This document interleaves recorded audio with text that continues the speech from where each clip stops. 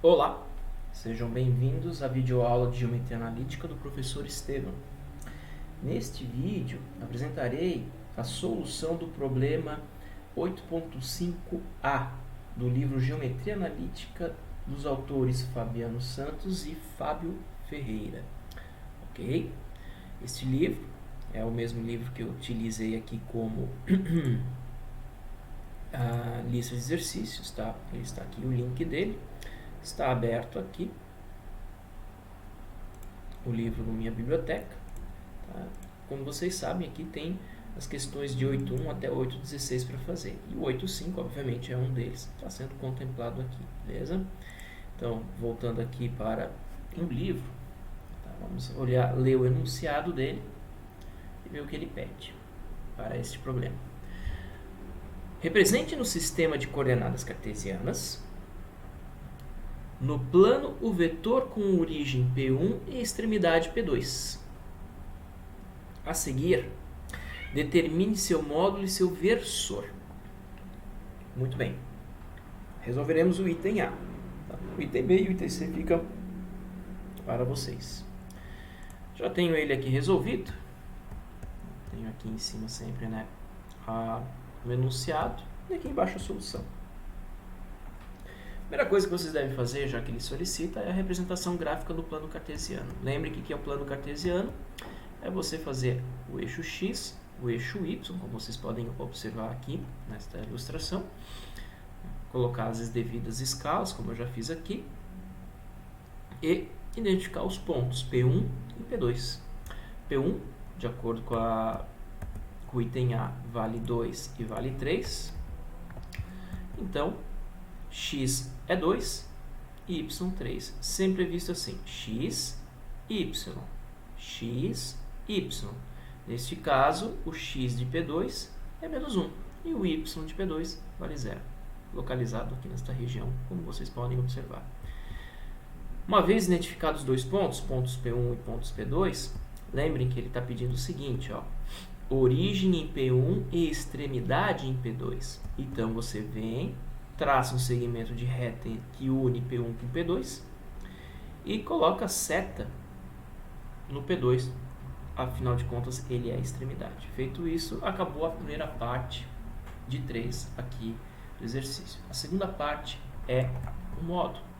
Antes de a gente determinar o módulo, vamos encontrar o vetor equipolente, tá, de P1 e P2. Observem que este aqui será o vetor equipolente. Tá? P1 e P2 será o ponto P2, que é a extrema, menos o ponto P1, que é a origem. Perfeito? Então, resolvendo isso, nós temos menos 1 com menos mais 2, menos 2, menos 1 com menos 2, menos 3. Está aqui. Perfeito?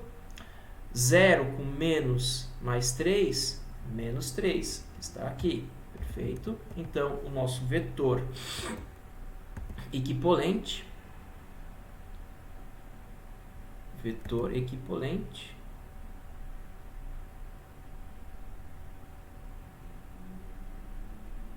será este menos 3 e menos 3. Ele tem o mesmo módulo, a mesma direção e o mesmo sentido do vetor P1, P2 aqui, né? Porém, ele sai daqui. Ok? Sempre sai da base.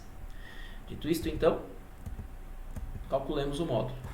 O módulo dele será Pitágoras, né? Será esse valor ao quadrado mais esse valor ao quadrado. Se fosse um vetor tridimensional, seria a terceira componente aqui ao quadrado. Então, ficou menos 3 ao quadrado, que vai dar 9 mais 9, 9 mais 9, 18, raiz de 18, o C de unidades de comprimento.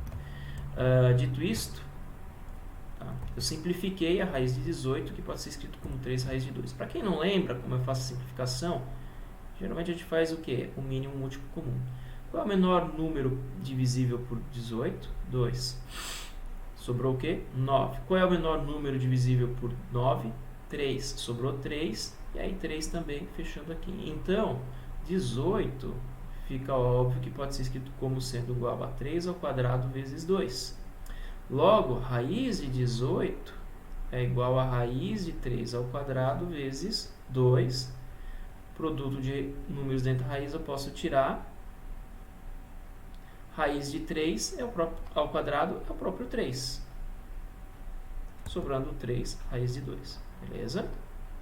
Esta é a simplificação aqui para a raiz de 18. Deixando raízes, assim por dizer, mais fundamentais. Feito isto, esta é a segunda parte de 3. A terceira parte de 3 é a determinação do versor. Vamos lembrar qual é a definição de um versor. Um versor é um vetor unitário que tem a mesma direção e sentido. Ele é representado por um chapeuzinho, como coloquei aqui, né? Por um circunflexo. Sendo, por definição, então, o próprio vetor dividido pelo seu módulo. Assim sendo, P1, P2 chapéu será 1 sobre 3 raiz de 2, que é o módulo, vezes, né, o inverso do módulo, vezes menos 3, que são as componentes de P1 e P2. Você jogando, então, este valor para dentro das componentes, obteremos menos 2 sobre raiz de 2, menos 2 raiz de 2. Professor, ficou estranho isso, né? Não ficou estranho. Lembre que se você jogar este valor para dentro das componentes, nós teremos algo assim, né? Menos 3 sobre 3 raiz de 2, menos 3 sobre 3 raiz de 2. Perfeito? Feito isso aí, então o que acontece? 3 corta com 3, 3 corta com 3. Sobrará o que então aqui? Sobrará menos 1 sobre raiz de 2, menos 1 sobre raiz de 2. Lembrem para vocês que eu falei da racionalização, que um número qualquer, escrito assim, 1 sobre raiz de A, ele é a mesma coisa que raiz de A sobre A. Então, utilizando desse princípio de racionalização, 1 sobre raiz de 2 é a mesma coisa que raiz de 2 sobre 2, e está aqui então escrito. Perfeito, pessoal? Ainda assim, esse vetor aqui, né, unitário, P1, P2, chapéu, ele poderia ser escrito assim, menos raiz de 2 sobre 2 na direção de I, menos raiz de 2 sobre 2 na direção de J. Perfeito? Aqui então encerra o exercício. Qualquer dúvida, tá? Me perguntem, mandem mensagem para mim, estarei à disposição de vocês. Até o próximo vídeo.